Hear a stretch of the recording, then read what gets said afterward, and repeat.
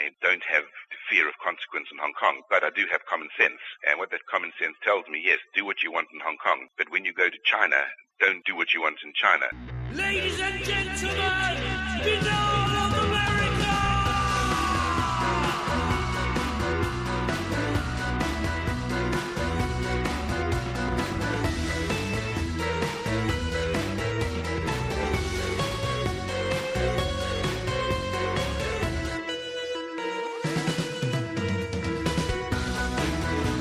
And now, ladies and gentlemen, Binal of America Audio, with your host, Tim Binal.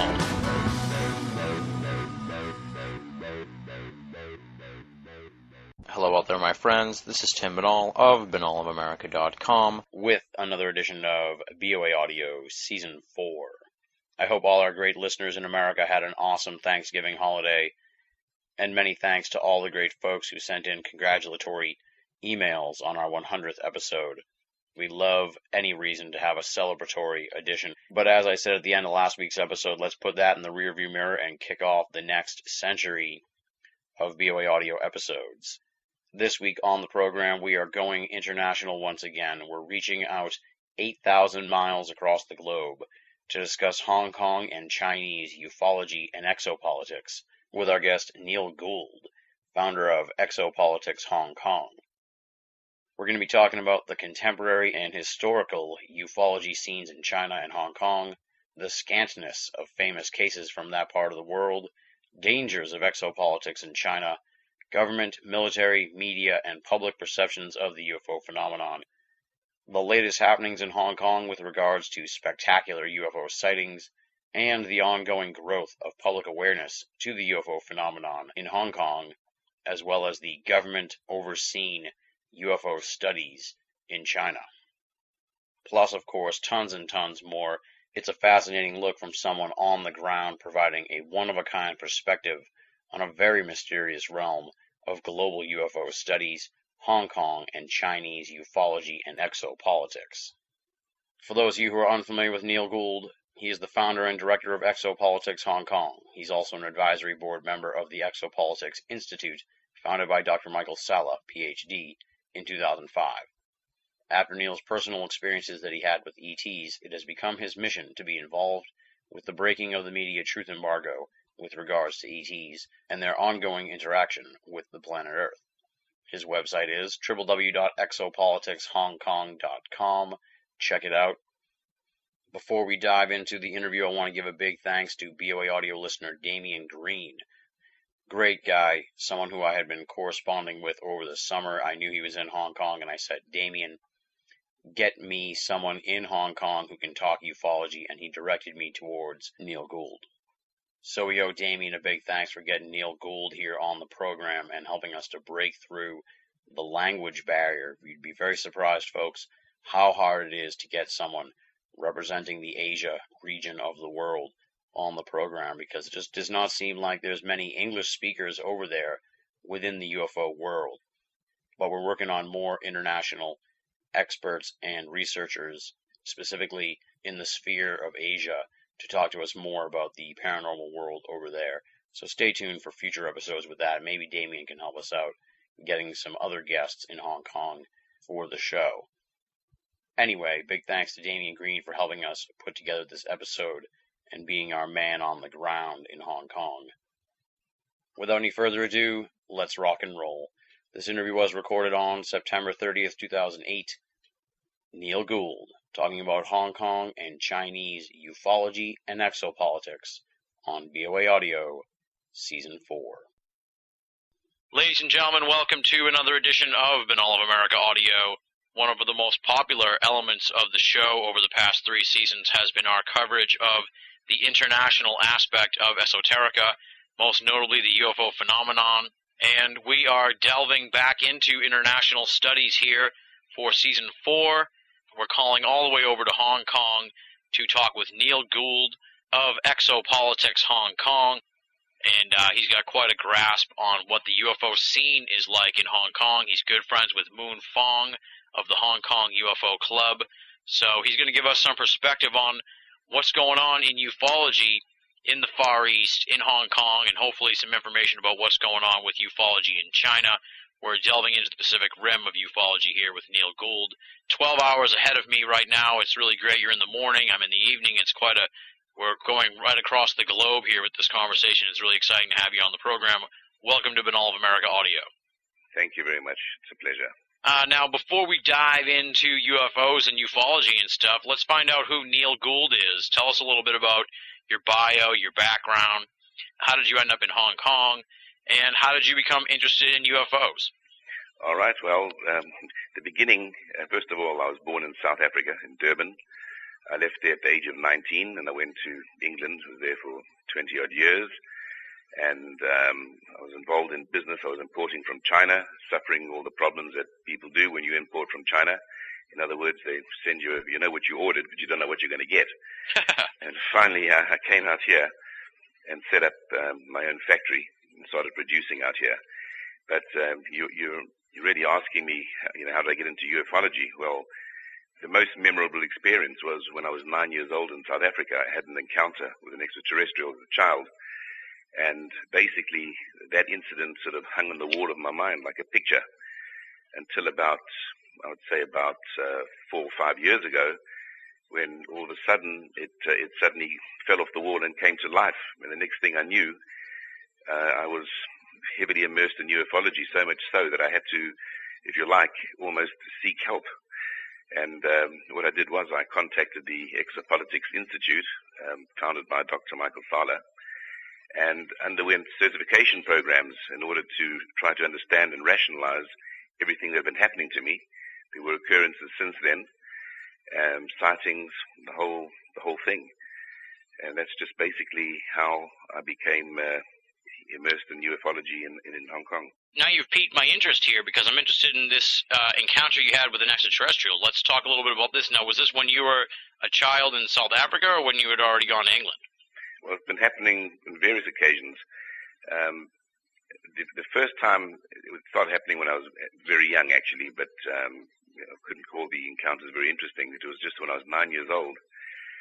I had an encounter. I mean, basically, I was terrified of the dark as a child. My parents would always have to sort of open the cupboards, look under the bed before I'd even get into bed, and I wouldn't let them leave me until I was asleep. But one particular evening, I woke up, absolute peaceful environment, something very unusual for somebody like me. And the room had this incredible light glow and a feeling of absolute peace. And I was awake, wide awake. First of all, you have to understand, I was living in South Africa, in Durban, in the outer suburbs, so there's no electromagnetic field, no generators, nothing that could interfere with the brain. But I'd woken up, but I'd kept my eyes closed just simply because I felt so good. And when I opened my eyes, to the right of me was a rather short being, maybe 4'6", something like that, robed, standing looking at me. And what actually happened, there was it's telepathic in a sense. It was actually communicating with me mentally. Mary Rodwell, the well-known hypnotherapist, she sort of explains it, that she's had various people undergo the same thing, and what you actually receive is like a knowledge capsule. You sort of download it with all sorts of information that comes to life as you go through life. And this is what happened to me. And the strangest thing of all, when my first son was born, at the age of 5 years old, he told me a story. He said, Dad, I was taken out of bed by these beings that were robed. I'd never told him the story. They floated me downstairs, and we went into a big light in the garden. So it's obviously something that runs in the family. I started to read up, people like Bud Hopkins, David Jacobs, Professor David Jacobs, John Mack, all the abduction experts. And recently I've been looking at the late Carla Turner. And it's just quite amazing, everything you read about and the sort of things that happened to me.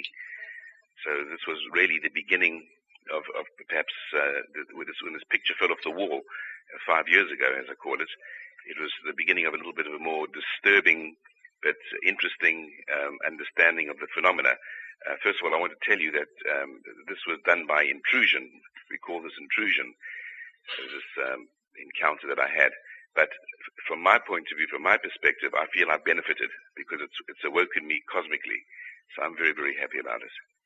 It sounds that way, yeah. Well, at least you're making good out of it, and it's not haunting you like may have happened earlier in your life, or what happens to some people who have had these experiences. Now, you're living in Hong Kong now. I know a lot of people, my American audience, may not be too familiar with the history of Hong Kong. Now, we know that, I know, that it was, I believe, a British colony, I think, for a while, and then it was leased by Britain or something like that, and then it was given back to China, but it's sort of like, it's got some autonomy there. So I guess talk a little bit about what the situation's like in Hong Kong right now so people can get an understanding of their status in the world. Okay, well, Hong Kong, as you correctly said, was a British colony. I mean, they used to launch all sorts of attacks from here, going back years. The Opium Wars were fought in China. The British, all the big companies here made their money out of peddling opium, and they're basically incapacitating the Chinese, Mm-hmm. But in 1997, Britain decided to give Hong Kong back to China. At that point, many Chinese decided to leave. They were afraid. They thought the mainland would sort of come in and terrorize the place. It wasn't that long after Tiananmen Square, the massacre that took place. So people were afraid.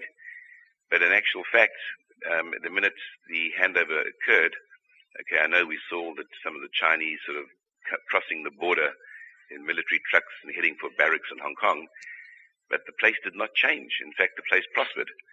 And the only thing that really changed, not from the European point of view, but from the Chinese perspective, was the educational system. They had to learn Mandarin. This is a Cantonese territory, basically. And if anything, I think it's been very good, very good for Hong Kong. We're basically part of China. We have autonomy. We have easier access to working with China, and the economy started to grow. I mean, of course, we've had the financial crisis. We've had SARS. We've had a lot of problems, and we've got this financial crisis that's occurring right at the moment, but we're not as badly affected, let's say, you guys are. Yeah. But it's coming, because basically we have 1.2 billion Chinese across the border. Now, if there was a downturn in production business in China of 10%, you can be sure it's going to put 20 million people on the street out of work. Now, yeah. 20 million people in China is quite a dangerous number, because it's the beginning, what we call, the beginning of, let's say, instability, and that's where Chinese don't like things, what we call this political mass, and that brings a new ufology, you see. So you can perhaps understand why ufology is tolerated, providing it's controlled, because the last thing the Chinese want is any kind of group getting together that has a belief that it can become a political power. Now, you say that Hong Kong has autonomy, but is it like independently ruled, or because, when the Olympics was going on and all that, before everyone was getting all worked up about China and the human rights and stuff, and people kind of worried about censorship and that kind of thing, is it like that in Hong Kong too, or are you guys pretty much, separate from the rule of the Chinese? Well, we're pretty much separate. We pretty much separate. We have our own legislative council. And, of course, the guys at the top, have to be careful to point at very, very high levels of what they do and what they say, and they would normally seek approval. I mean, this is just pure courtesy, if you like, before they enter into any major commitments. I mean, China's always been there to help, and they've been, very, very helpful when we had problems. When the tourist industry started to dry up during SARS, after SARS, when that happened, business was down. The Chinese allowed more of their people to come into Hong Kong as tourists.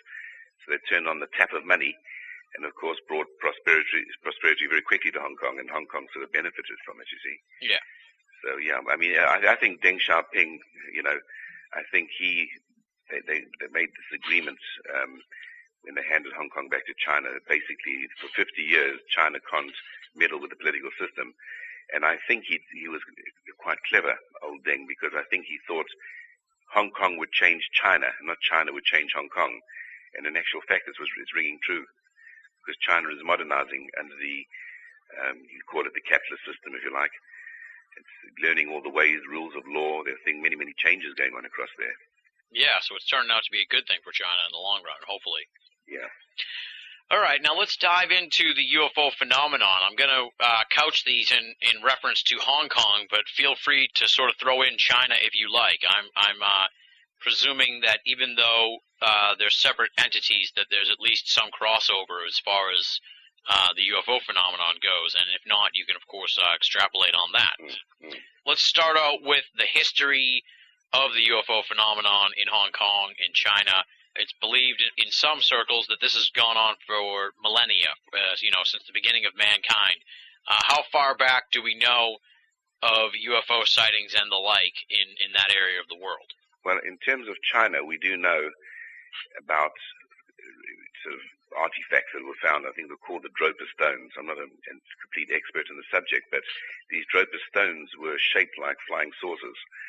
And perhaps it appears that these particular stones were placed in the cave some 10,000 years ago, where apparently a craft, there was sort of a Roswell situation that took place then. Various archaeologists found the stones. Incidentally, they've totally disappeared. Huh.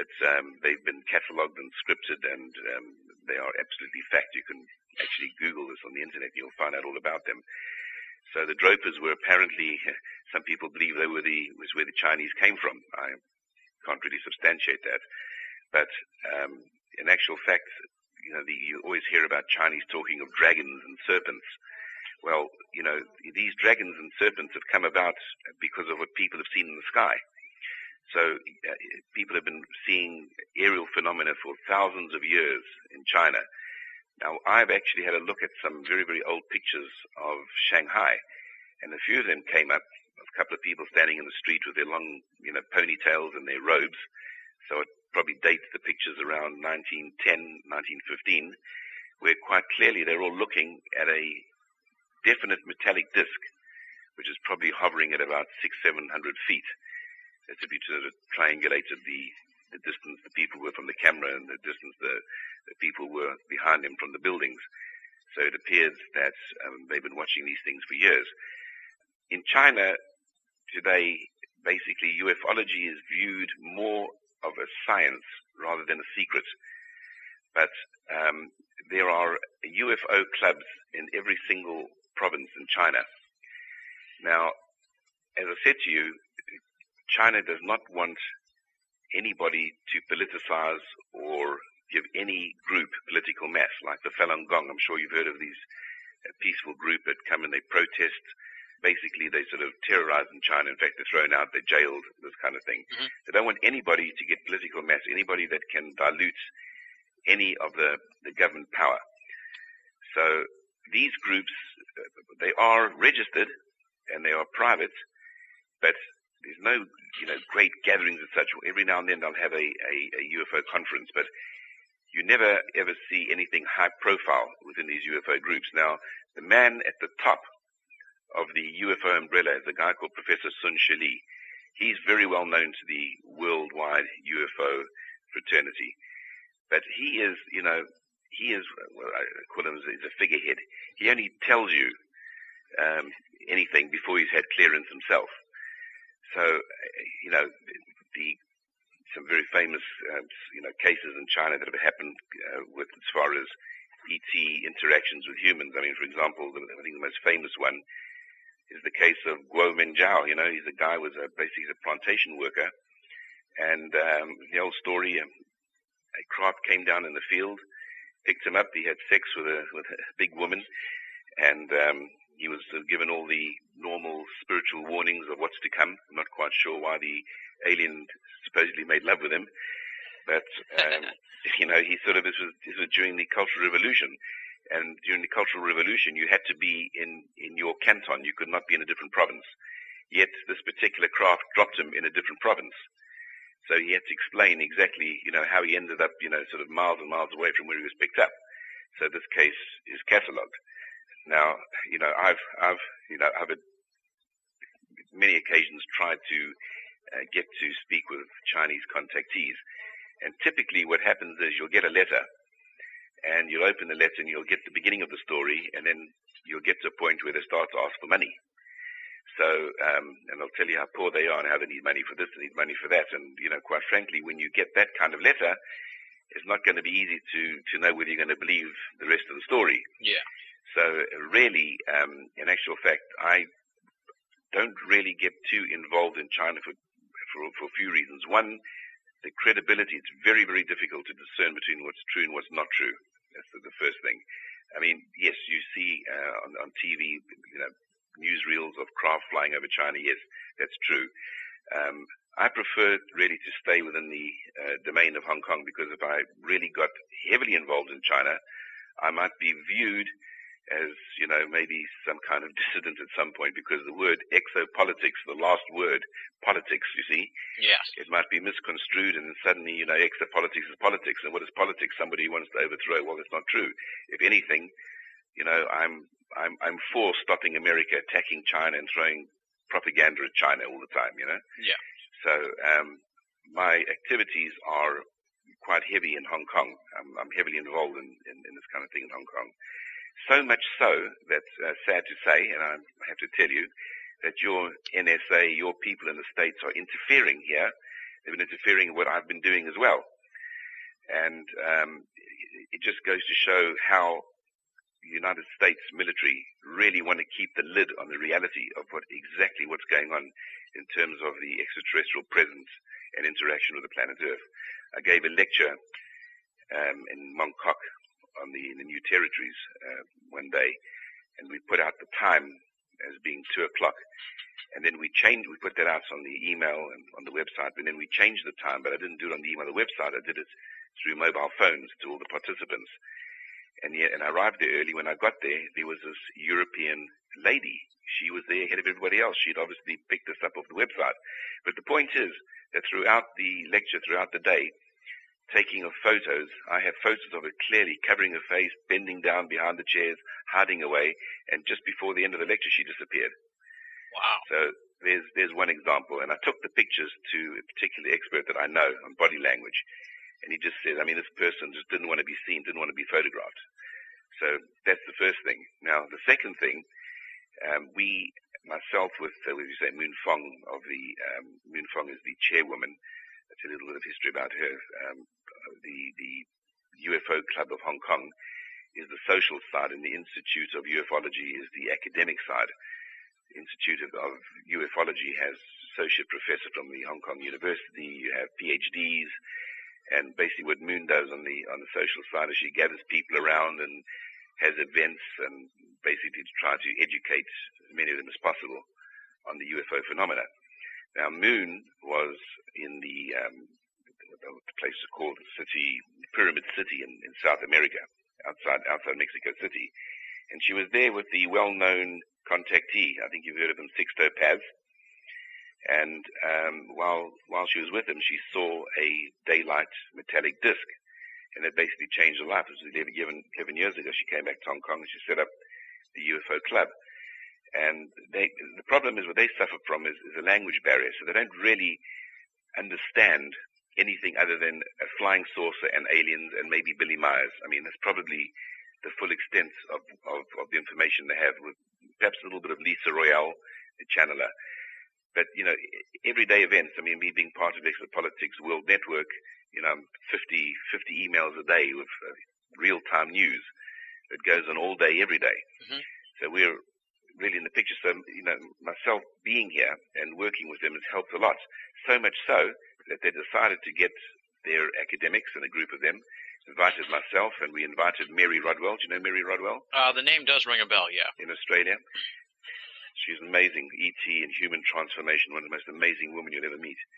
And basically, they persuaded the Hong Kong University to set up an educational course, part of the fourth-year degree program, to do these lectures on exopolitics and ufology. And everything was set up, and they invited Mary, and great, everything was great. Preparing our lectures, and I was working with all the boys and the girls and making sure that everything was nice and fluent and presentable, and they were also we were looking over each other's work. And on the 16th of September was kickoff day. We got confirmation from the university, and we notified the public, because there were seats for the public, students enrolled. It was great. On the 16th of September, they did not open the doors. The doors were shut. They did not tell anybody. They did not warn anybody. And feeble excuses were coming out. Oh, it was coming to the dean of this faculty said you shouldn't call it science, and then the story changed to something else, and then changed to something else. And basically, the whole program got shut down. This is just, like a couple of weeks ago. Yeah. Now, this is, to me, it stinks.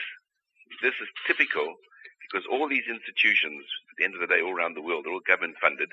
And governments, they're all influenced by the NSA. And this program was sort of shut down. Now, it's very, very, very simple what's going to happen now. Basically, this is an interference in students' academic freedom. Now, I can tell you now that none of us are going to rest with this situation. It'll either, one of two things will happen. We'll either bring it onto the streets. We have all the press behind us, but we're giving them 1 month's grace to get their act together and to move away from any external influence on this particular matter. And secondly, at the end of the day, we could circularize everybody and tell everybody, look, your university doesn't want you to know the truth. They want to teach you a load of garbage. They want to teach you the old ways. They're being influenced by external forces. Either you're a sovereign nation or you're not. You're either puppets. Make up your mind. If you want to come and listen, we'll go and hire another hall. We'll do our lectures over there. We'll tell you the truth about the extraterrestrial presence on this earth. Huh. So,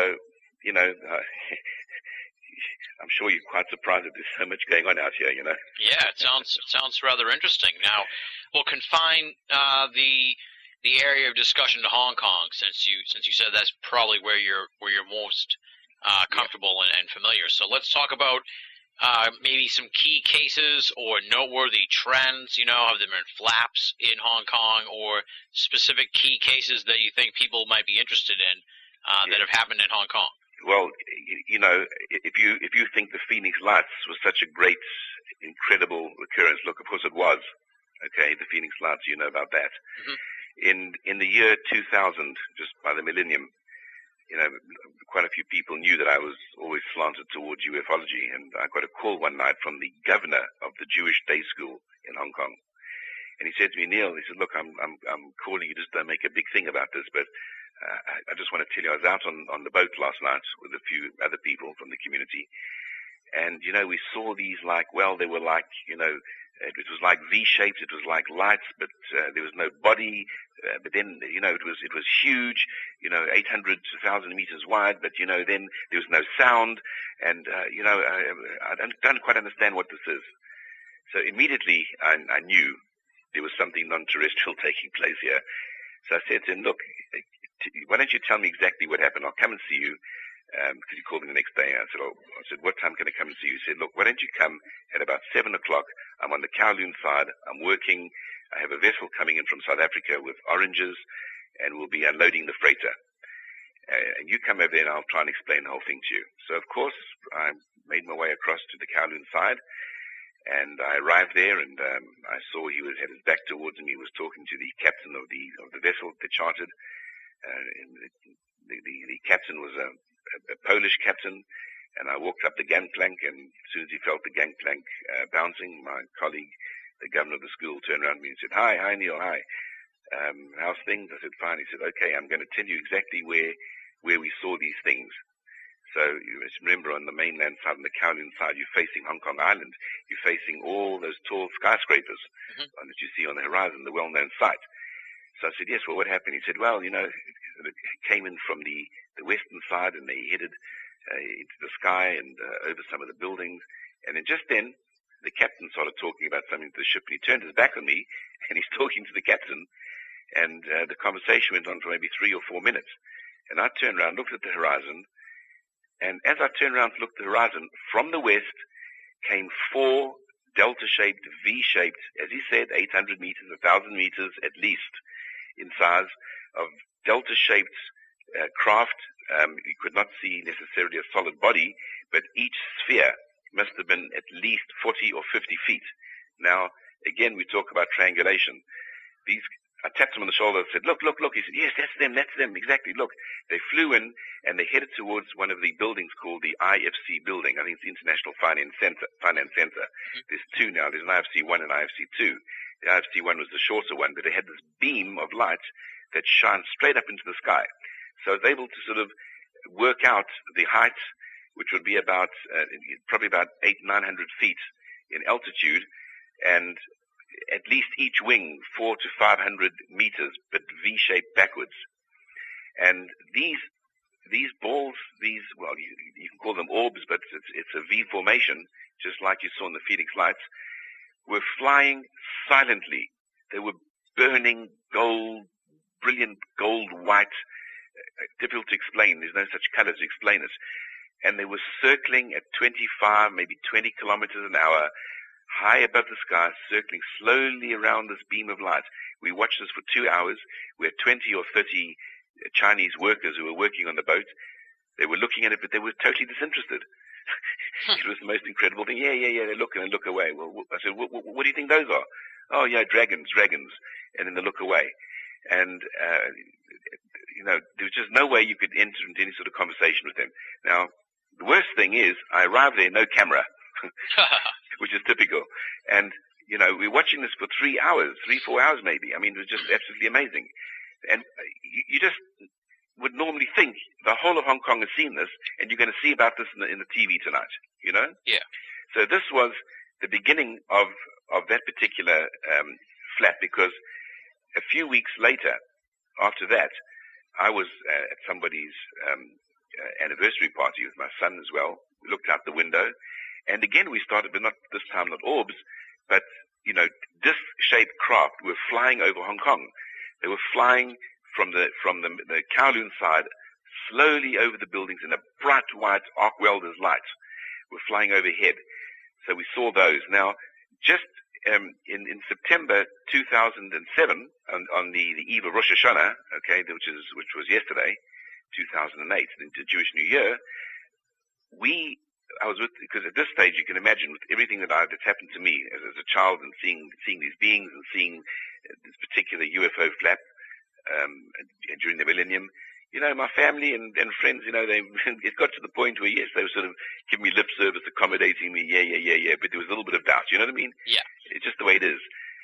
But in September 2007, my family were here, and we were all at home together, and a skeptic who is a very, very top guy in a very, very famous, one of the top 5 accountancy companies, right? Mm-hmm. He was here with his wife, and we're sitting on the balcony, and all of a sudden, out of absolutely nowhere, this orange box appeared to me. I saw it first, and I looked at it. Everybody was there, and I couldn't say anything because, you watch, you're absorbed in something, you're quite shocked, and then it opened up into an orange hue, and out of it came this huge boomerang solid wing with the same kind of lights.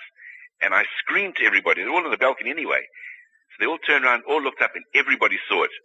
And I would say to you, that's my epiphany. That was the day I was declared sane. When you've got a top accountant from the accounting, skeptic, when you've got your kids, your wife, everybody on the balcony, and you all see it, then it's incredible. Yeah, that must have been a good feeling. Now I'm going to tell you something even more eerie, even more strange. Last night was Rosh Hashanah again, right? Mm-hmm. 2 nights ago, it was Rosh Hashanah again. We were on the balcony again. This time my son from London came here, and he also wanted to see this. He'd heard all about it, and we looked on the balcony again, and the same damn thing happened, except it was wishbone shaped. So, we're reeling over the sighting from the other night still. Wow. Now, I'm only telling you now about my sightings. Now, I run a free newsletter here in Hong Kong. Mm-hmm. About 10 or 12 days ago, I started to get calls from people on the new territories over Ma On Shan, the area Ma On Shan. People seeing the silent, same again, big boomerang, V-shaped, delta-shaped craft flying over Ma On Shan and staying in the same period. So, staying in the same, position. And I just send out emails back to people, have you got a photograph? Have you got a photograph? People would send me sort of blurry images on cell phones. But one particular person finally got the shot. And it's very, very clear. It's a big V-shaped craft. And I've got the shots, and it'll be in my next newsletter, so I'll just send it out to everybody. So yes, we have a lot of UFO activity going on over Hong Kong. So much so that you can see on my website, if you look at my website under the button HK Media, there is a documentary done on me by ATV in Hong Kong. They even did a documentary. The Hong Kong Weather Observatory, they get 40 sightings a year of unidentified flying objects. depending on who you speak to at the observatory, some people will try and debunk it because they themselves, Chinese, don't want to feel stupid telling you this. But if you go to them privately and talk to them, they will tell you. They will tell you about these strange things flying over Hong Kong all the time. And some of these people have seen them. Now, one of the most famous reports that they had, I live in Pak Phulam, which is the west side of Hong Kong Island. There's a little area down here, just next door to me here, called Waifu. It's a Waifu estate, which is like a government estate with sort of government-assisted property and that kind of thing. Yeah. A craft of the size of 6 football fields. Wow. It's in the Hong Kong Observatory, okay? It's there in black and white. Flew silently over the Waifu estate. 6 football fields. Wow. Right? No particular shape. It was huge. It could have been square. It could have been anything. Nobody can give an exact description except people are just absolutely flabbergasted. This thing flew over the estate and then disappeared into the distance. Now, if you go into Google and you just sort of Google UFO Hong Kong, you will also see a light ship, which is in the shape of a diamond, a gold prism, that hovered over Repulse Bay for a long time. And you see boats sailing past it, and it's there, it's on video, it's caught. So we have, I would say, more than our fair share of unidentified flying objects, and they're obviously non-terrestrial, the way some of these things behave. So this is a very, very exciting place to be, and I can tell you now we're in very, very exciting times. Yeah, it sounds like you guys are in the midst of a pretty serious flap. Now, yes. Aside from the stuff that you've seen post-2000, as far as the history of Hong Kong goes, here in America we do have our share of notable sightings over the last few years, over the last few decades, from the Roswell thing and the Kenneth Arnold and the Battle of L.A., the lights over D.C., the list goes on, up until the Phoenix Lights and this past year's Stephenville incident. What about in the history of Hong Kong? Do they have infamous, I guess you could say, UFO sightings? No, you've got to understand the culture here. Mm-hmm. You really have to understand the culture here. If you drove your car and you came to a traffic light and you said, how do I get to so-and-so? The guy will give you an answer, whether he knows or whether he doesn't know, because they have their face. They have to keep their face. They don't want to let you down. Equally, nobody wants to be the first one to stand up to say that he saw something. You see, this is what one of my missions are, what I feel is one of my missions here, is to try to let people understand that what you see in the sky, do not be afraid to talk about. Tell everybody about it. Let this become part of something that we're all experiencing and living. So there's no major cases that you could go and look up about a particular incident in Hong Kong. All I can say is thank God for video cameras, because people have been filming them and putting them on YouTube and Google. Yeah. But other than that, nobody will say anything. But I'll tell you another really weird experience. I met this chap in the UFO club. He's a very sort of quiet sort of guy. And, he's telling me, he says, yeah, I see aliens all the time. Come into my room. I tell him, go away. I don't want you. The guy's a bit lonely, maybe a little bit prone to, exaggeration, whatever. Yeah. And he works, his family have a business in the Kodak, we call the Kodak building. And I went up to see him because he's basically a nice guy. I'm trying to arrange the world's largest UFO conference in Hong Kong, and he would be quite helpful. And he's telling me, we're looking out the window, and we're looking over the harbor, and it looks beautiful. And he says to me, sometimes I look out the window and I see things. I said, oh, okay, well, it's quite possible because, I look out the window and I've seen things. He said, but this time, he said, I saw a big tube, like a cigar tube. He said it was hundreds of feet, and it came past my window. So, okay, I said, fine, that's interesting. Anyway, a few weeks later, I was looking through the MUFON and QFOS and all these reports that you find on the internet that people have catalogued. Mm-hmm. And somebody who was driving not far from the Kodak building, and again, didn't have a camera, but what they did was they photographed in the report the Kodak building, and they did a graphic drawing of this damn cigar going past the Kodak building. Wow. So, there are many, many, many strange things going on over here. People are reluctant to report, as you know. You're talking about your Kenneth Arnolds and your Major Kehoe and all the players in America. You see with Stephenville, people, Angelia Joyner trying to help reporters what's going on, and they dismiss it from a job. People are ridiculed. People are dealt with pretty severely. Well, people don't like to be ridiculed out here in Hong Kong. Face is very, very important. Yeah. And this is just the way it is. Interesting. Okay. Okay, now, you were telling me about how Moon Fong had this experience 11 years ago, and then she came back to Hong Kong and formed the Hong Kong UFO Club.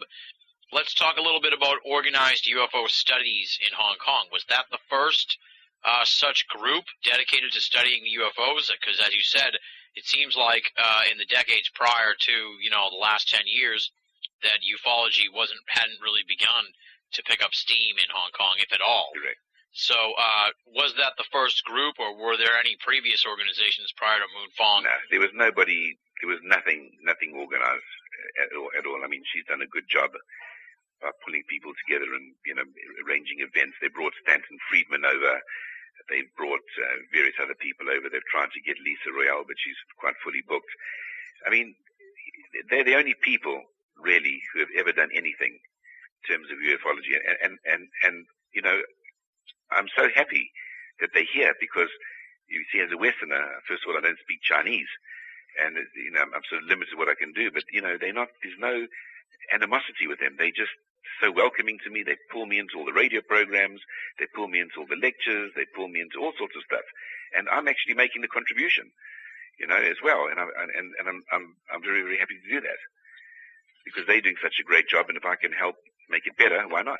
Okay. And we are making a mark here. It does sound like you guys are making some great progress. Now, I'm going to take you back into China, and I apologize for that, but I do want to know about the organized UFO studies in China. Now, you talked about how it is nowadays, and I know there's been a lot of upheaval in China, over millennia, or over however long China's been there.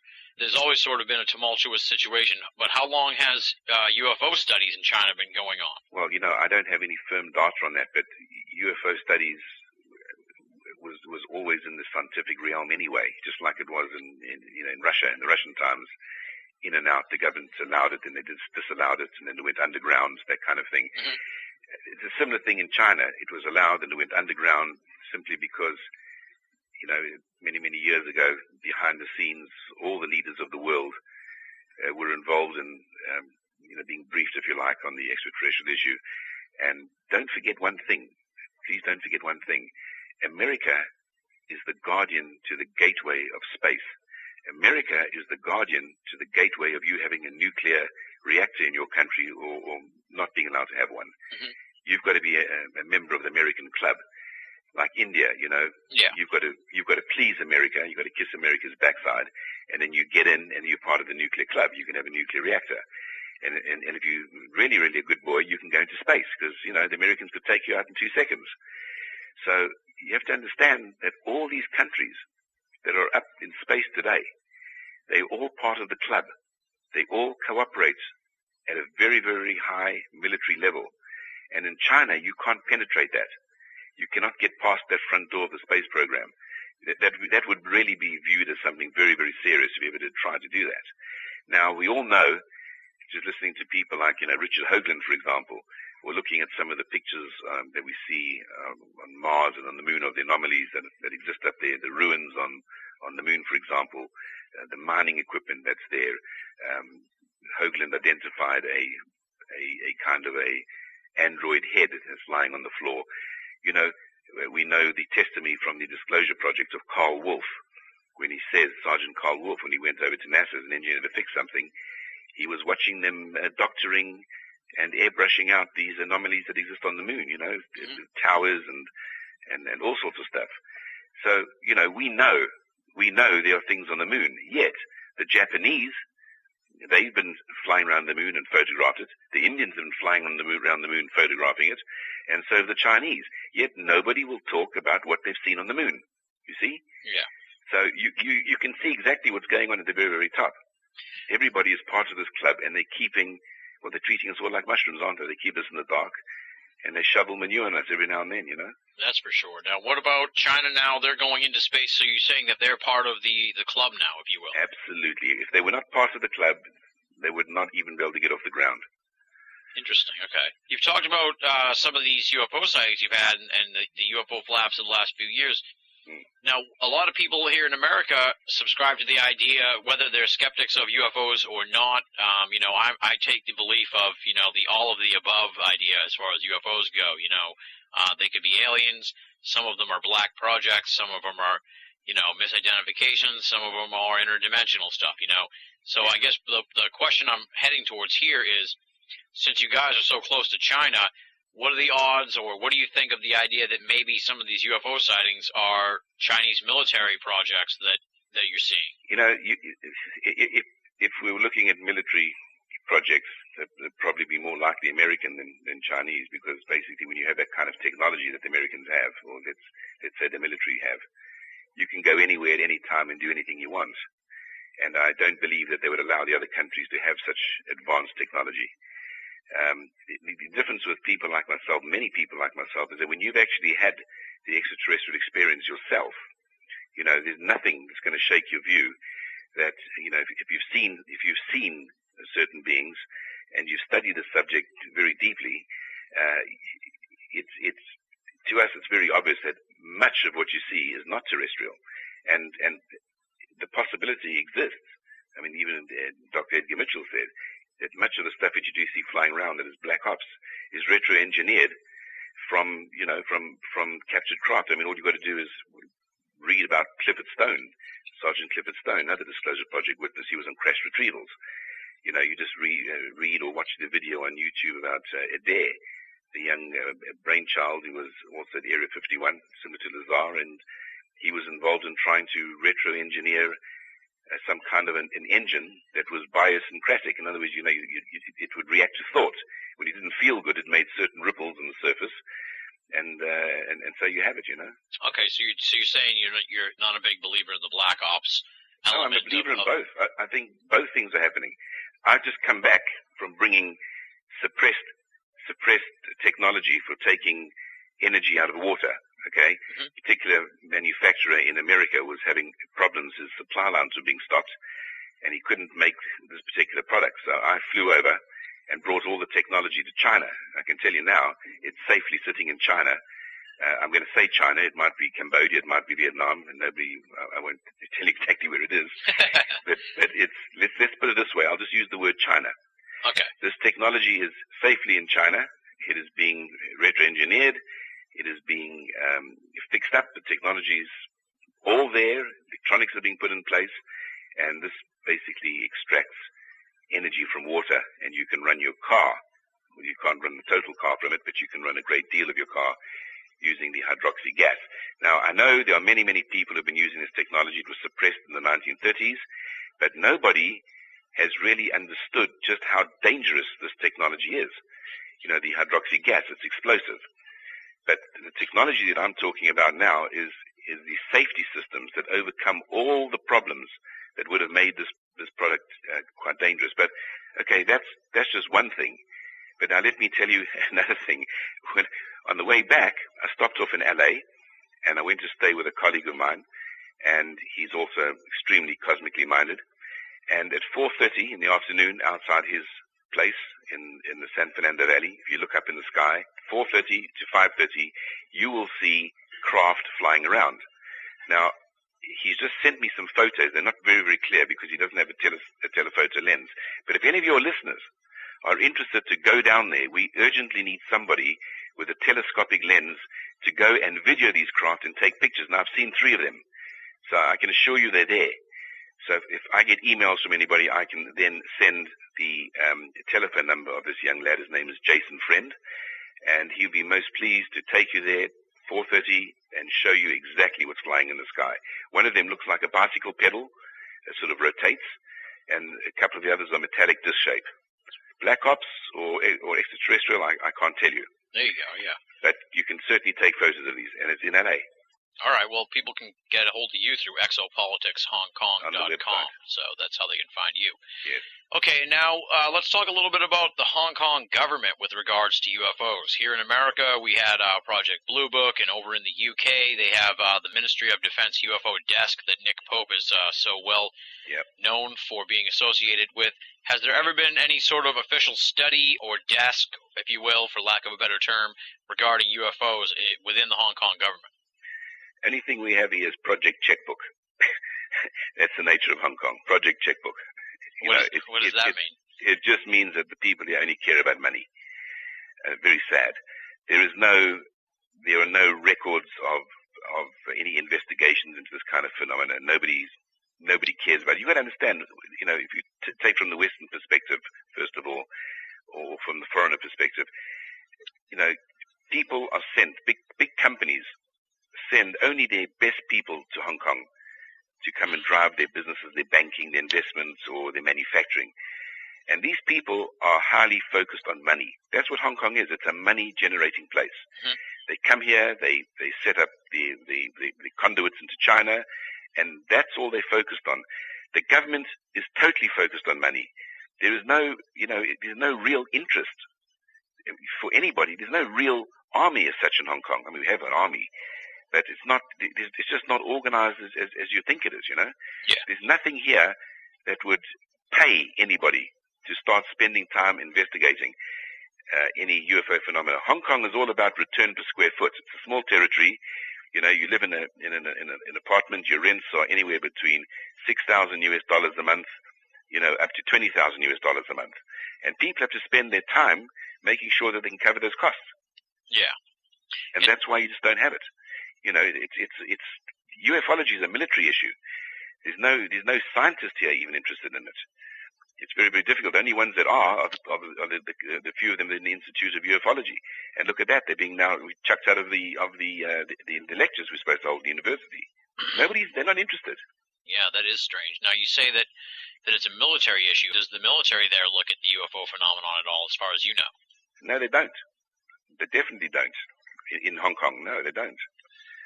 Absolutely sure of that. Nobody cares. And when I find her, I will marry her. Never! Then things I will be happy and my curse will be lifted. You can go off and rule the universe from beyond the grave. Indeed! You're listening to Banal of America Audio. They're China's problem now. Well, let's talk a little bit more about the Chinese element to the UFO phenomenon, in the sense of, you said that the groups are all sort of registered with the government and everything like that. Do you have any idea sort of what sort of things the groups do? Collect cases or discuss these things and try and extrapolate what's going on? And is there any cooperation from the government as far as information from the Chinese government to the UFO groups? No. It's very, sadly, first of all, it's a very insulated place, China. Yeah. Even these UFO groups within the different provinces, are really insulated.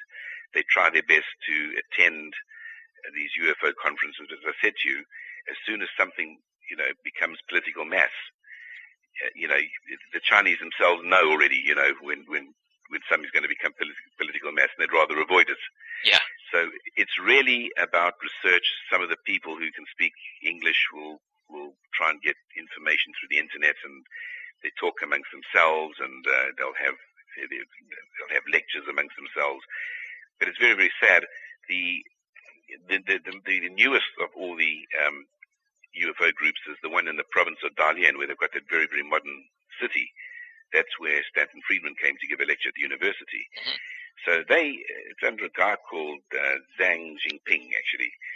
He's very, very progressive. He's probably the most progressive up-and-coming guy in China.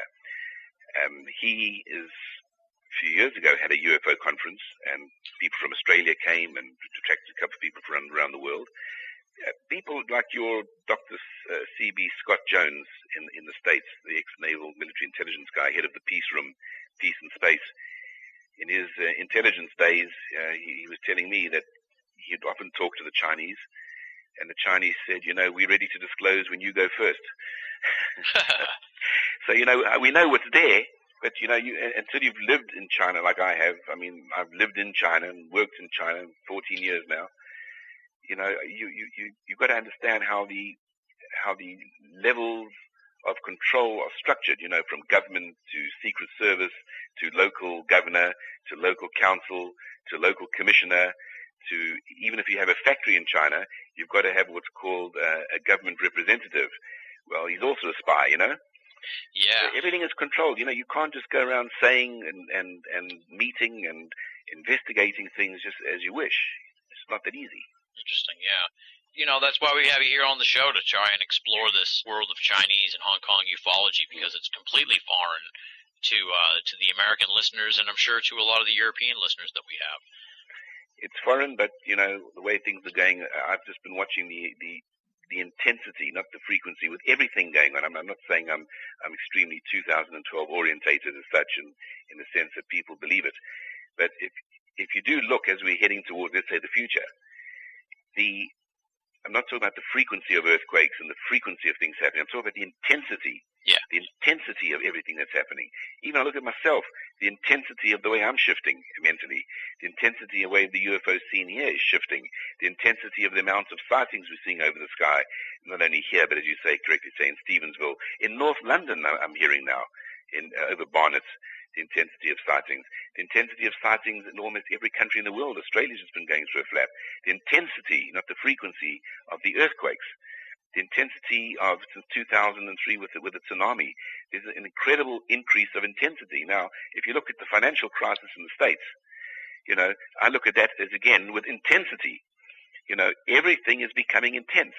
Now, if America goes down the pan because of all this, and, the states start to decide, well, I'm not going to go down the ship, and maybe I'm better, going on my own. I'm Texas, for example. Yeah. I'd rather be on my own. I can survive. I don't need them. I've got a bit of oil, and we're industrious people or whatever. This could happen. Now, if we start to see this kind of breakdown of let's say, of world order, we might start seeing a breakdown of, who's allowed in and out of space, who can say what they want to say. You might start to find that the intensity becomes even stronger. It might be, Americans might get themselves in another war and be distracted again. And, slowly the truth will percolate out. I mean, they're talking now about October the 14th of being a day where there's this Australian channeler is predicting some kind of a flight of a mothership called the Alabama that will show itself and will actually stop over the States for a few hours to be photographed. True or not, we don't know. We'll wait and see. We're all waiting very patiently, but there's a lot of talk about it. We're seeing more intense events going on every single week. And just sitting here, as part of the Exopolitics World Network, Stephen Bassett's crowd and Dr. Sala's crowd, reading everything that I see coming through my BlackBerry almost every 10 minutes, there's an incredible amount of change going on in the world. People are going to wake up, and when they do wake up, and, I'm surprised that the American people have not woken up at the moment with this financial crisis, but they better wake up. They're going to be starting to ask a lot of questions, and they're going to be starting to blame a lot of people for sort of keeping the hood over their heads. And the Chinese, the Hong Kong people over here are also becoming very, very aware of everything that's going on, more and more and more aware.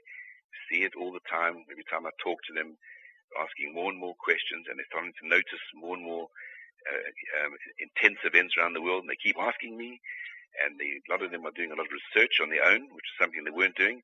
I've started the largest online exopolitical library.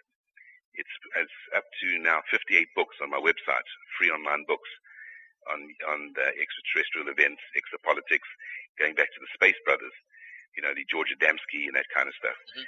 And I'll be adding at the rate of 10 to 12 books a month, so we'll get up to a few hundred books in no time, that's for sure. Are these in English or in the native? All in English. But you see, we've got people here also going to start now to translate some of the stuff. Yeah.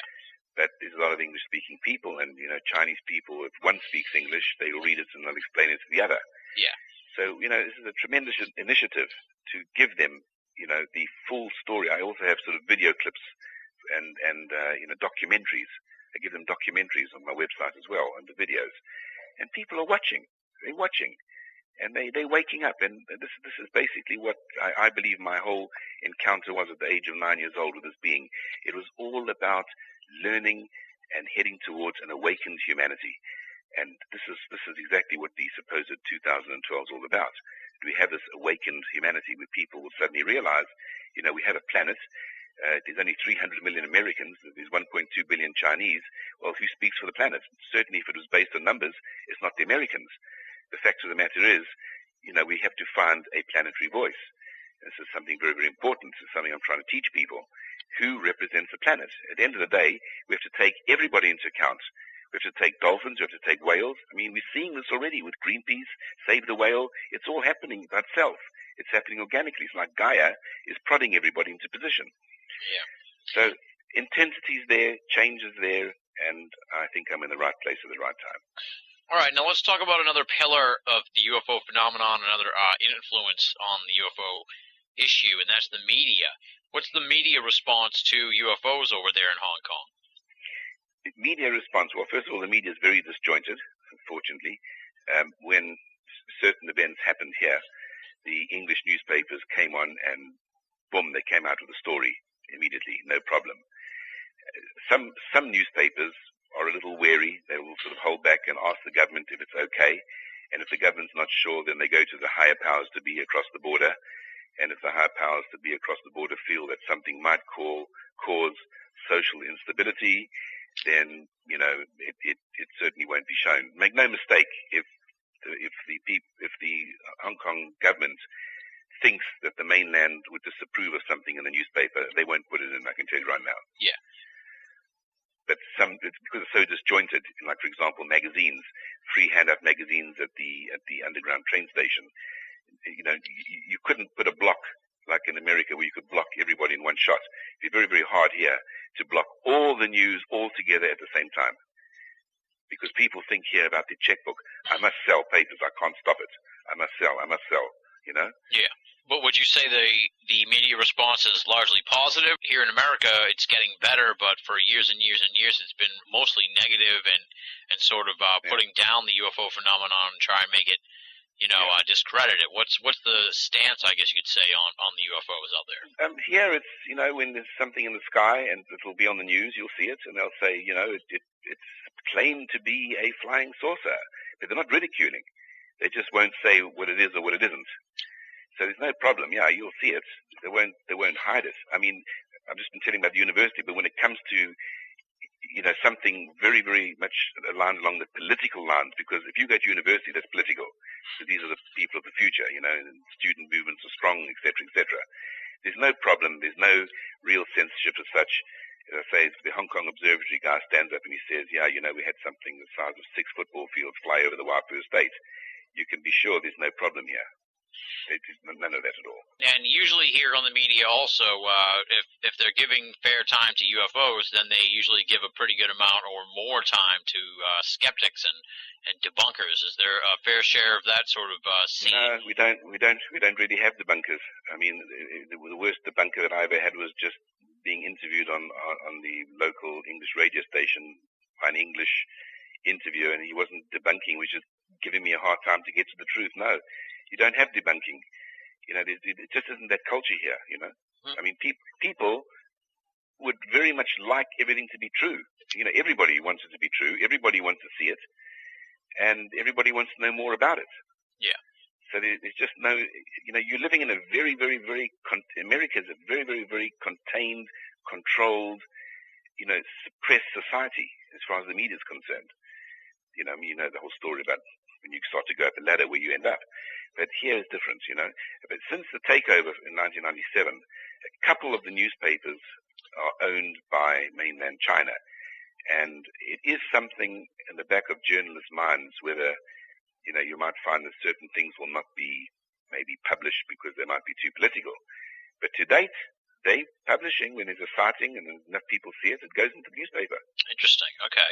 And now you're saying that more people are awakening where you are. What's the perspective of, and you also touched on how in the past no one would report UFO sightings because of the cultural situation over there. What would you say the perspective is of everyday people with regards to UFOs in Hong Kong? Well, the perspective, it's very hard for me to know the perspective of everyday people because of the language barrier, but working to the UFO club and from what I see, people, I mean, obviously there's a lot of people seeing things, not reporting it as it is anywhere in the world.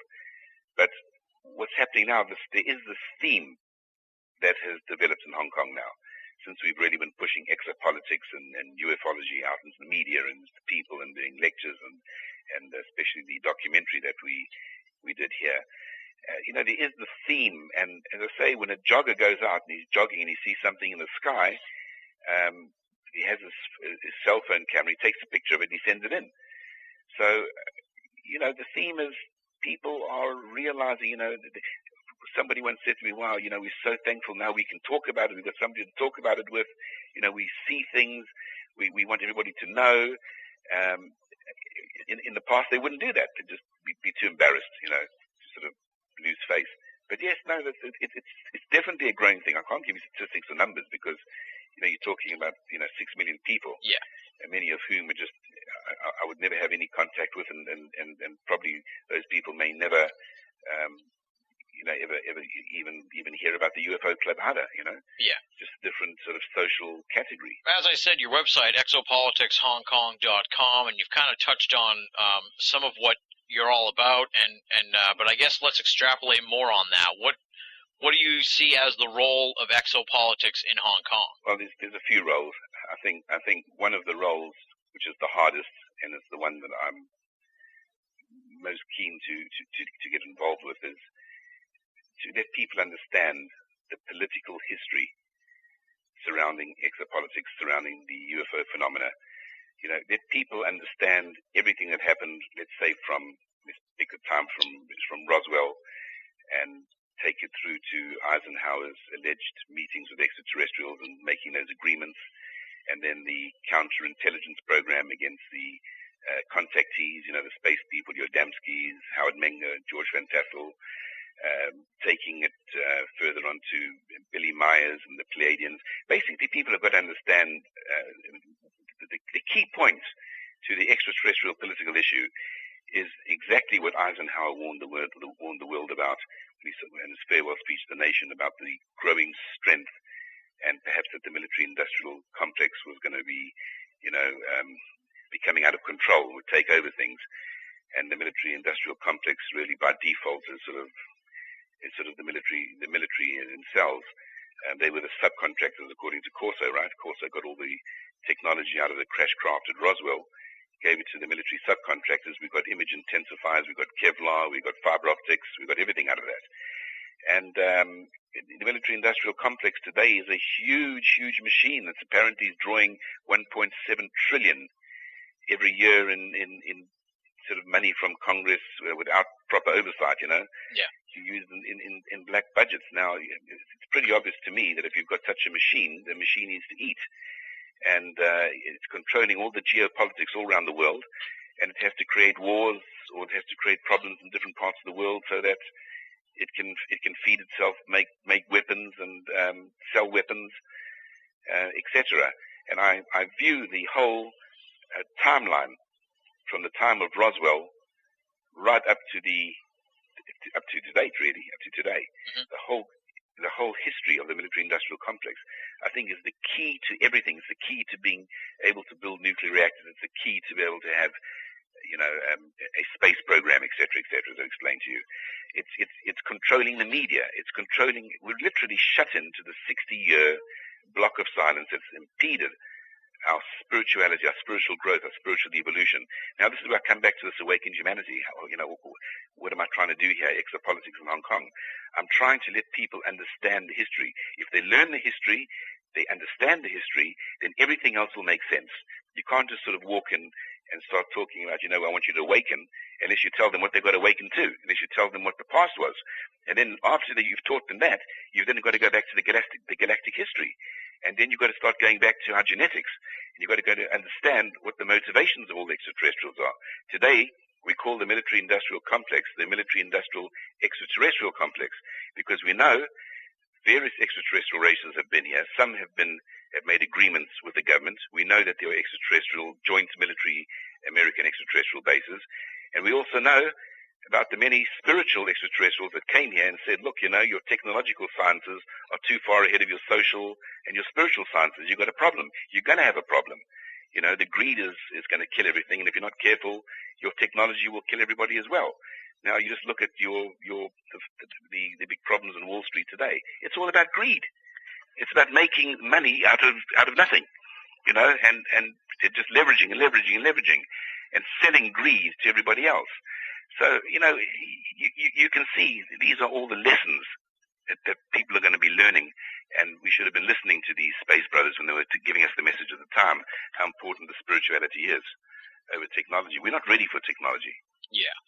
You kind of intimated that you try to stay out of China because of the exopolitics thing and the politics and the kind of little, you might tweak the wrong people, and that was sort of one of the questions I have here in the notes. Isn't it kind of, is it worrisome? Are you worried at all about stepping on the wrong toes as far as doing exopolitics in Hong Kong and maybe agitating the Chinese government with some of the exopolitical stuff? Because from my perspective and here in America, a lot of the exopolitical work is sort of aimed at strong-arming the government into releasing UFO information. So, I mean, are you a little, how do you feel about that? And do you ever worry that, you know, one day you're just going to get picked up and no one will hear from you again because you're shaking the tree too much? Well, okay, it's a bit different between, you know, Hong Kong, China, and America. First of all, the Americans have got everything locked up in Philip Corso's old filing cabinet. It's all in there. Whatever's in China, in China's filing cabinets would not be as interesting as what's in, you know, Corso's cabinet. Having said that, am I concerned? Well, I'm not concerned. I have absolutely no fear in Hong Kong at all. I've faced, you know, many situations out here in Hong Kong. I don't care. I don't know if I did mention this to you, but I'm extremely ADHD, which I put down in my case to the intrusive abduction that I had, and I don't have fear of consequence in Hong Kong, but I do have common sense. And what that common sense tells me, yes, do what you want in Hong Kong, but when you go to China, don't do what you want in China. But I have another belief. I believe that I can get to China by actually, in time, by going to the Chinese authorities that are based in Hong Kong, sitting to them, talking to them, because everything in China is about face and it's about rapport and relationships. And I will be developing relationships with the Chinese authorities here in Hong Kong, and I'll put all my cards on the table, and I'll explain to them I'm very, very pro-China. I'm not anti-China. Okay, I'm very, very pro-China. You know, we have energy problems in the world. I've got this technology that I've brought out here that you can basically get energy from water. I guess they know about it already. I guess they've even got better systems themselves.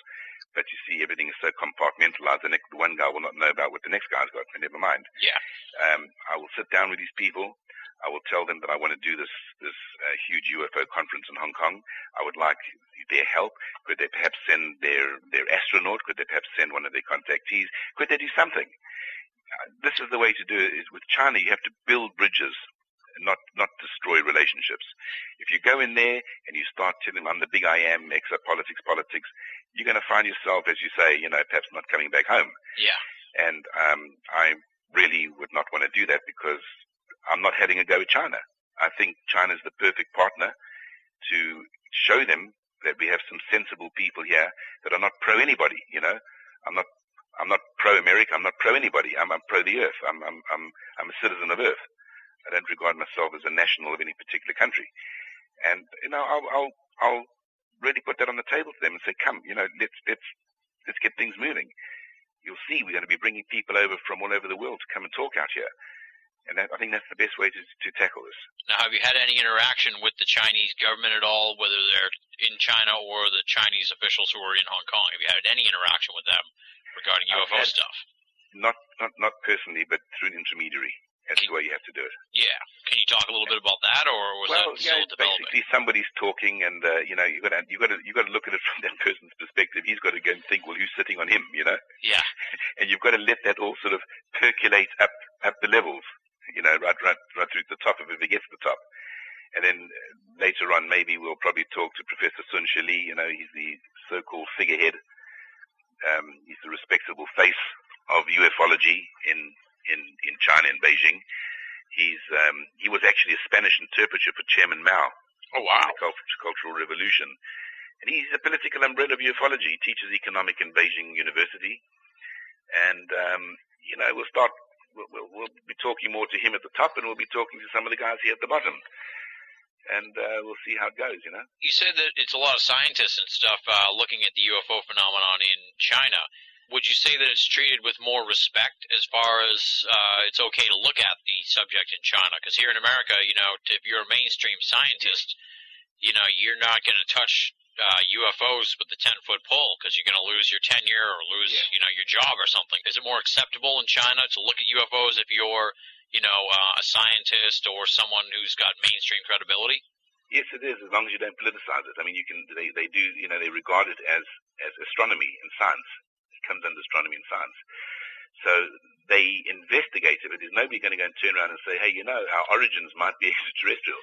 You know, we now suddenly find, you know, 223 laterally inserted genes in our DNA. They shouldn't be there. They don't have the required predecessors on the mitochondrial side. You won't get anybody saying that, but you'll certainly get people investigating, you know, sightings in the sky. You'll get people writing about some of the historic archaeological artifacts that used to exist, and have some of them in the way now.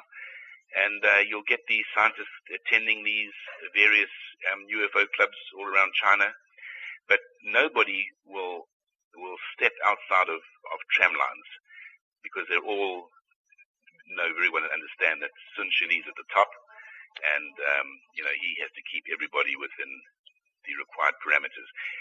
China is probably protecting two things. One is its social stability, okay, because they're not very keen on religion or anything at all. And second of all, they've got to protect this membership club that they have with America. Yeah. And that's just basically the two basic rules out there.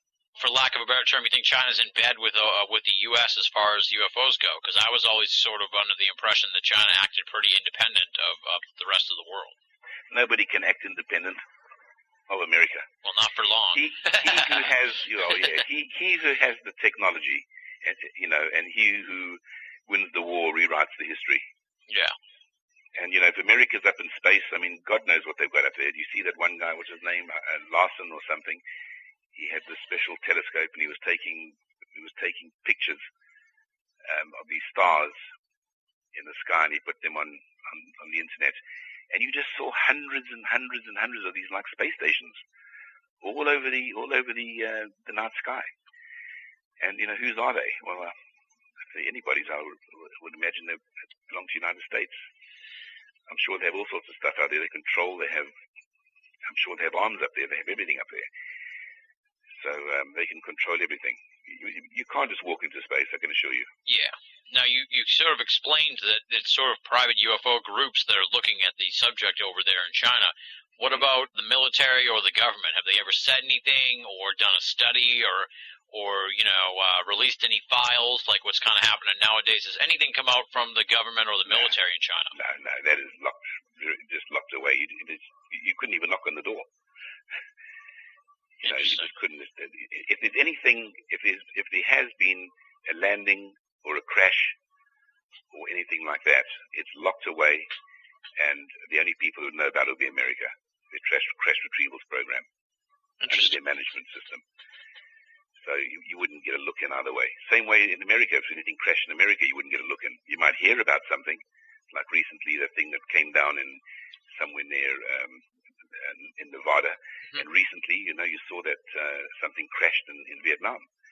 They say the first reports are it was a UFO that crashed in Vietnam. It was about 4 or 5 months ago, and the next thing is you hear nothing. You can't even find anything out about it.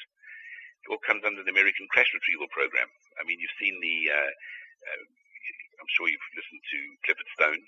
Yeah. As I said to you earlier, you know, they have teams that go around. They have this manual, this SOM 1 manual, on how to handle these things. It's freely available. You go to the majesticdocuments.com and you can go and download it. They show you how to pack the things. They talk about the extraterrestrial biological entities.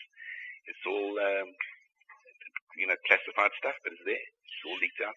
Interesting. So China doesn't really have a stance at all on UFOs or anything like that. They haven't had any major or haven't had any like public statement or anything about the UFO phenomenon. No public statements as such.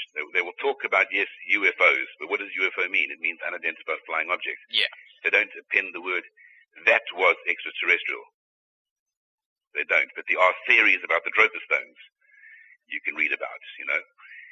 You can read about all this, about this craft that crashed 10,000 years ago, and these stones have inscriptions describing it. They're shaped like the ships and that kind of thing, and the occupants were quite short and Asiatic looking, you know.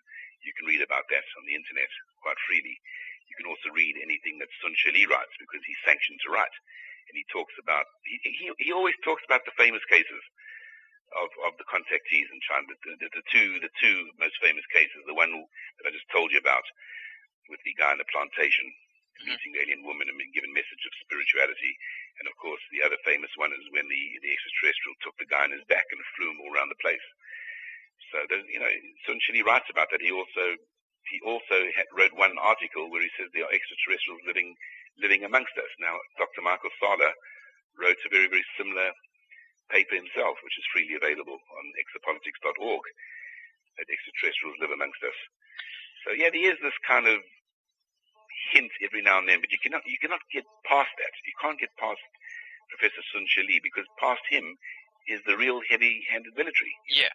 You say that Sun, I may butcher this guy's name, so I apologize to you and him. Sun, yeah. But Sun Shin Lee, you said that he wrote a piece that said there are aliens living among us, and you also said that he can't really do anything without getting it approved by the Chinese government. So can we in turn assume that they approved for him to say that was the case? Yeah, they let him write a certain amount, and that's it. They allow him to write certain things, and he can't write what he wants. Yeah. He's just the umbrella. He's like the conduit. He's the face. Right. So what I'm trying to say though is then, so by osmosis or by logic or whatever, we can assume then that since he could write that there are extraterrestrials living among us, then that is actually was okay by the Chinese government for him to say. Yes, it was okay by the Chinese government to say. Interesting. But nothing. You can't get anything else beyond that. That's what one thing China's good at saying. See, in the West, if you give a hint of something, we'd say, well, tell me more, right? Yeah. It's normal. In China, you get a hint of something, you shut up. you don't go past that. That's it, you know? Yeah. That's the way it works. You get a hint and finished. You know, no why, no ifs or buts. That's it, you know? You just, the way it works. Yeah. It's the same in business laws there. China is very, very, very difficult. You know, people come to invest their money in China and to set up factories. And they go to their lawyers, and their lawyers tell them, don't worry, you do this, everything will be okay. What they don't understand about China, the law is different to everywhere else in the world. You have what's called China law, which is the law in the statute book, right? Yeah. Then you also have what's called China policy. Now, you're not told about China policy. China policy basically means that the judge can be flexible with the law. For example, if a factory is employing 5,000 people and the factory goes bankrupt, China law says you close it down, it's bankrupt, and you sell the assets, right? Yeah. China policy says, no, better to keep the people working. They bankrupt, we'll put seals on all the machines to show that the machines can't be sold. But China policy says that as long as that factory's got orders and it can turn, the creditors cannot touch the machines. Huh. That's China policy. See? Yeah. So it's a very, very complicated system. Okay, now, I just want to touch on the media in China. Now, we talked about the media in Hong Kong, but I understand the media in China is a little more tightly controlled. Is it the same sort of situation with the UFO phenomenon where, you know, like you kind of already touched on this, though, that they're going to report on the UFO phenomenon only as much as they think they can get away with, pretty much, right? They'll report any sighting, no problem. They'll show it proudly on Shanghai television. You'll see, I've seen so many cases, even whilst I've been in China, you know, just happened to be in the right time when over Shanghai, this prism flew over. Another time, sort of like orb flew over. I've actually seen an orb myself in China. And it's filmed and it's quite proudly put on the TV as a UFO, you know, an unidentified flying object. They don't identify. They don't say, well, it is this or it is that. But people in people's minds, the word UFO means flying saucer. Yeah. Means, you know, its connotation is it's extraterrestrial. And they don't try and hide that. So they don't say, look, it's obviously something from Earth. Yeah, they just leave it out there and sort of let the people figure it out for themselves. That's correct. That's the way it works. And then you sort of touched on disclosure. A lot of people seem to think that if disclosure, well, there's an ongoing debate about disclosure, I guess you could say, and there's hope that maybe some other country would open the door first. And it sounds like you're not a big believer in that, because a lot of people are pinning their hopes on China to release UFO information first to sort of tweak America or get ahead of America on the UFO front, but you don't think that's a possibility? No. Disclosure is a very, very strange phenomena. To me, all those people who are educated in exopolitics and ufology, and I mean educated and heavily educated, to us disclosure already happened. It happened in 2001 when Dr. Greer had the Disclosure Project and he had 450 military witnesses telling you as it is. To me, that's disclosure. Now, to come to somebody like me and tell me that the only time, I can believe that disclosures actually happen is when the same damn people who lied to us in the first place tell us, that extraterrestrials exist. Yeah. I'm not going to listen to the TV, or they'll put a spin on it.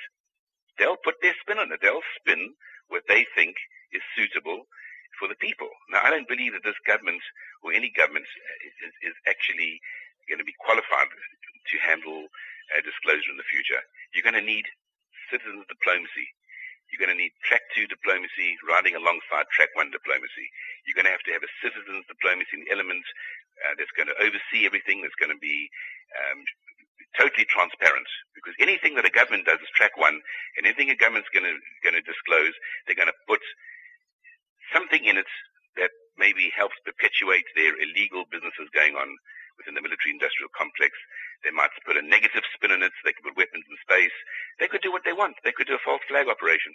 Yeah, exactly. So for me, disclosure was already happened in 2001. And if people are clever enough, wise enough, then they know. And if they don't know, then it's time for them to learn and to awaken. Okay, fair enough. Now, I just have one last question for you, and it's completely off the beaten path, but I figured that since you're close to China, you might know the answer to this, and that was, it's always been sort of a long-standing rumor here in America that they teach that the moon landing was a hoax in Chinese schools. Is that true? No. It's not true? No. Okay. Then you've debunked a long-standing rumor, so I appreciate that, because it seems I've been hearing that for a long time. No, the Chinese watch with great scientific interest in anything the Americans do in space, and they respect it. And where do you see this whole UFO phenomenon going? You kind of intimated that you feel like things are reaching ahead. Is that the way you feel, that the intensity is picking up and that we're headed towards some kind of UFO breakthrough, if you will, for lack of a better term? Well, I really do, and when I talk about it, I'm talking without bringing government into it, because to me it's a waste of time. People are going to put a spin on something. Why listen to them? I believe more and more people are becoming wiser. You take somebody like Stephen Bassett of the Paradigm Research Group, one of the most amazing political activists you can imagine. I mean, they put the questions to the presidential candidates. Remember Dennis Kucinich, when he was asked if he ever saw a UFO? Latest initiative from the PRG, they're trying to get everybody to send the fax. If you look at the PRG website, you see they want millions of people to send a fax to the government regarding the ET presence on Earth. They want basically everybody to force Congress to take testimony from former military agencies. They want to force the government to give disclosure to the people. I think now's the right time to hammer those guys anyway, no matter what happens, no matter what's happening on the periphery. I think you've seen Dr. Edgar Mitchell come out. You've seen many, many, many talks by the Right Honourable Paul Hellyer, ex-Canadian Minister of Defence. You've seen the Vatican start to sort of soften their stance on the fact that aliens, extraterrestrials, might exist as one of God's creations. There's more and more and more coming out. The alleged meetings of the United Nations on February the 12th regarding the disclosure. I think that at the end of the day, we are reaching a critical mass in terms of our technology has become far too advanced. Becoming far too dangerous. we're posing a danger to other civilizations because we're able to get into space. And I just wouldn't be surprised if over the next few years the intensity, I come back to this intensity again, the intensity of these aerial sightings of unidentified flying objects will increase. I think there will be more contactee experience. I think more people will come together to form groups, to communicate, to channel, to try and make contact with these beings. Because if we don't do it, many civilizations reach a particular level and then they disappear. Because if the technology goes ahead of the spirituality, they blow themselves up. And we're really at that point now where we have to awaken and we have to make sure that we make it through into the next decade. Let's hope so, yeah. Well, we need to make it through this year at this point. And now, what's on the agenda for you, and what's on the agenda for the Hong Kong UFO Club and Exopolitics HongKong.com? You're talking about the world's largest UFO conference. Now, is that in attendance or scope, or what makes it the world's largest? Well, and what's next for you? Yes, well, I was very, very surprised to find out when I started to look at all these UFO conferences that we have all around the world, They never, ever seem to exceed 600 to 800 people, maybe 900 people. Yeah. Which really surprised me. Typically they're around 200 to 300 people. Well, when I do a lecture here, I just get 300 people with no advertising. So I thought to myself, we've got to try for the end of 2009 to have a platform of free speech out here and to be able to have the world's biggest UFO conference. What that means is we'd like to get something running into the thousands. Now, the only problem I'm facing now is that if this economic downturn becomes, as severe as many of these people are predicting, obviously you're not going to be able to raise that kind of money that we need. But I have people who are encouraging me to go ahead and they say, look, just put the plan on the table and let's see if we can approach some of the big oligarchs out here and see if we can get the money to do it. So this is one of the initiatives we'll be doing our best to do. You said you have so many more people who attend your lectures over there than we're seeing here in America and stuff like that. Do you think that's just because the population is so much bigger over there in Hong Kong in such a contained area, or that the interest is so much bigger? The reason, I think, is very sad. The reason is very sad because when you have a UFO conference, let's say in one city in America, you only get like 300 people in a city. When there's hundreds of thousands of people. The difference between the people here and the people in America and parts of the West, their minds are not as polluted. They've not grown up being bombarded by indoctrination through the television, through the schools, through the radio. Their minds are pure. They have open minds.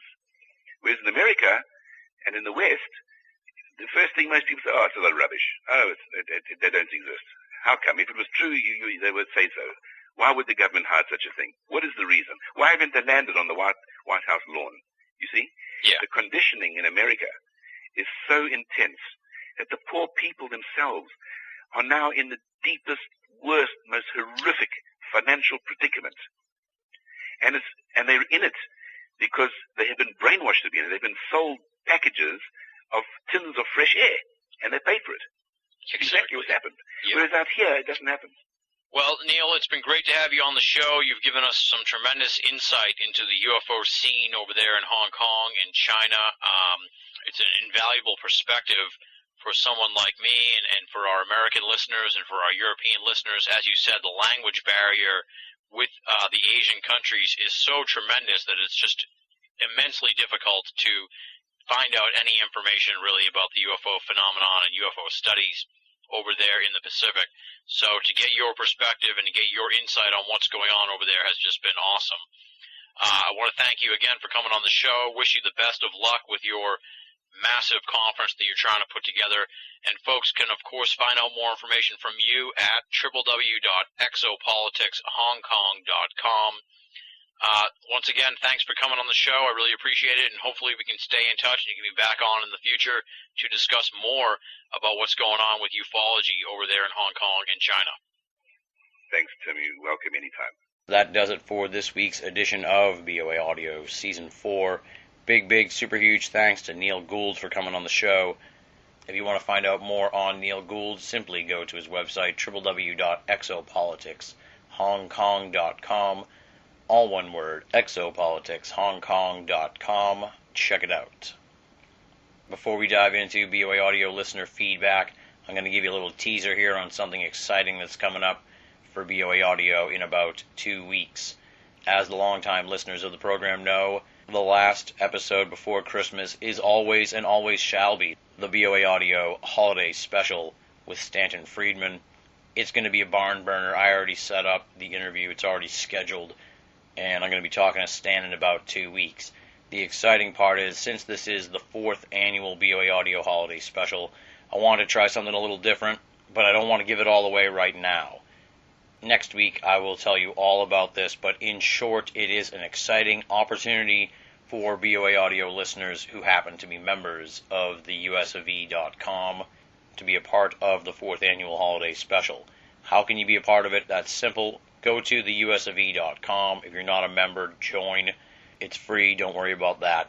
And then you want to go to the section known as The Vault. That'll have all the information on this exciting opportunity for this year's holiday special. Next week, I'll just spill the beans and let you know what it is, but for now, I'll give you a teaser, try and drive some folks to the forum who've been thinking about it but haven't done so. Check out the forum, check out The Vault. That'll have all the information in there. Next, of course, it's time for BOA Audio listener feedback. I really enjoyed the way we did things last week, covering a number of different emails, so we're going to try that again here at the end of the program for episode 406. The emails this week run the gamut from amusing to mysterious to heartwarming, so we'll kick it off first with the amusing, and that is from Cheryl. No hometown listed. Here's what Cheryl has to say. Just wanted to let you know that you're doing a great job. Appreciate these interviews, but your description of the George Knapp interview has an oops.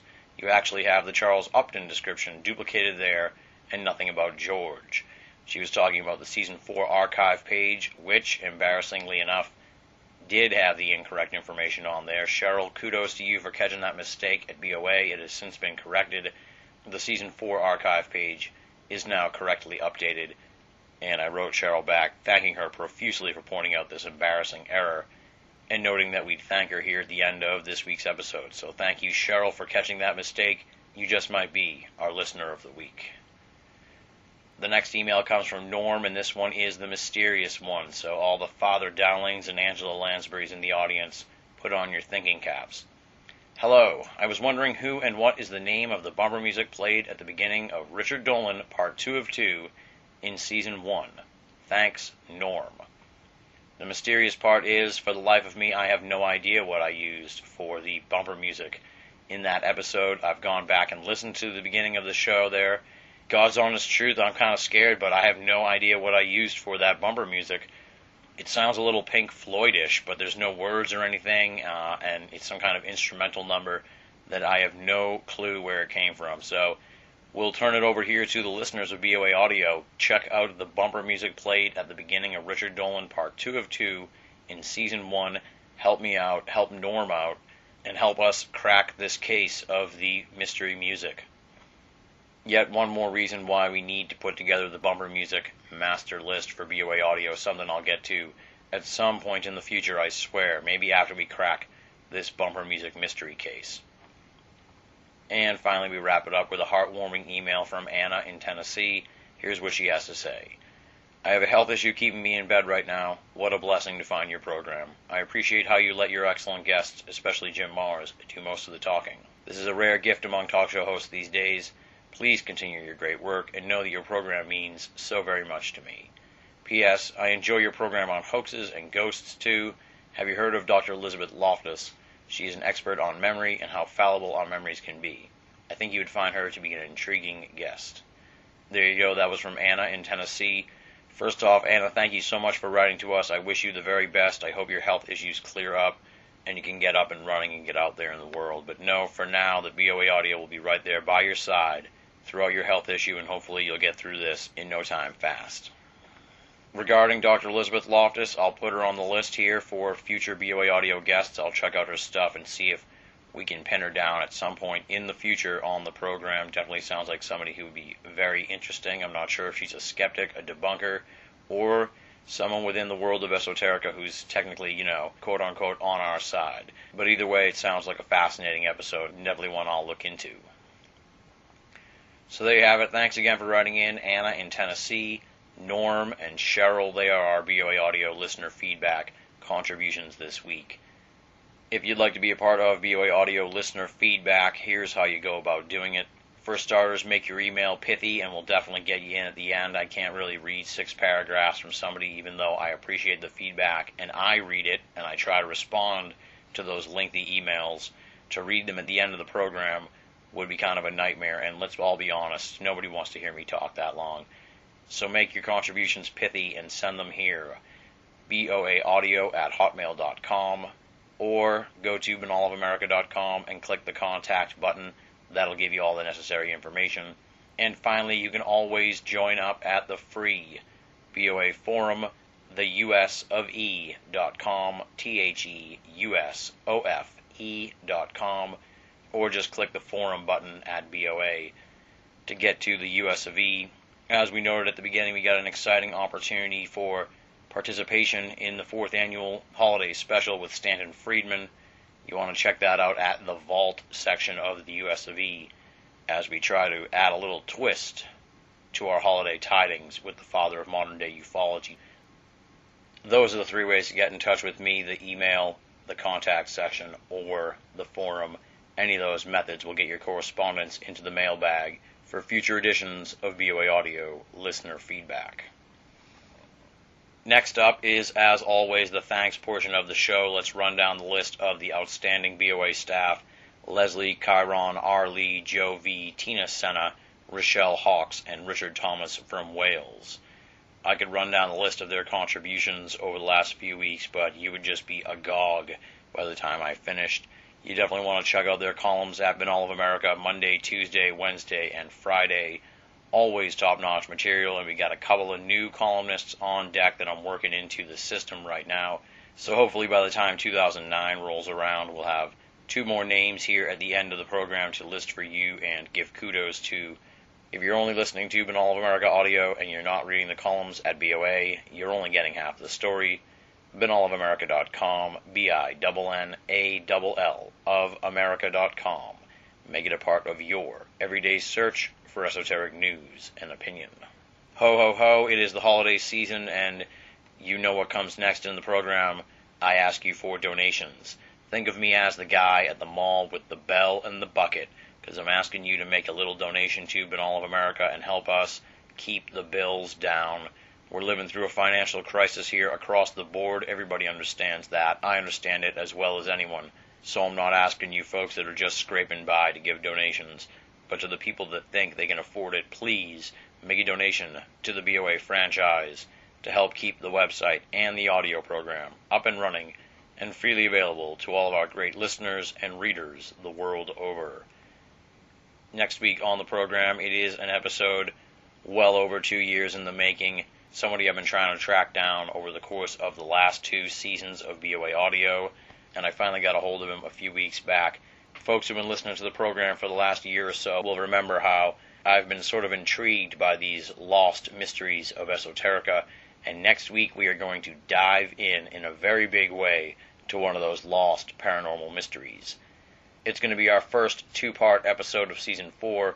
We're heading into previously uncharted waters on our program, and an area of mystery once huge in esoterica but now relegated to the peripheral, the Bermuda Triangle. Our guest is going to be Gian Cassar, author of the fantastic book Into the Bermuda Triangle, a tome which has reinvigorated the triangle mystery. In part 1 of our interview, we're going to discuss the history of the triangle, both as a phenomenon and as an enigma of public interest. We're going to discuss the most famous and infamous triangle cases, like the Carol A. Daring, Flight 19, Christopher Columbus's triangle experiences, the Ellen Austin story, the tale of the USS Cyclops, and many, many others. In part 1, we're also going to cover the government's take on the triangle, Gian's arguments against the various triangle debunkers, and disappearance flaps in the triangle, including the infamous December Hex. Trust me, my friends, this is going to be a can't-miss double episode of BOA Audio. It is richly detailed, unearthing one of esoterica's lost mysteries, the Bermuda Triangle. That's next week, Gian Kassar, Part 1 of 2 on BOA Audio, Season 4. You don't want to miss it. And on that note, we wrap it up here for the week. Big thanks, of course, to Neil Gould for coming on the show, and our friend Damian Green in Hong Kong for helping us put it all together. Until next time, this is Tim Banal, thanking you for listening, and signing off.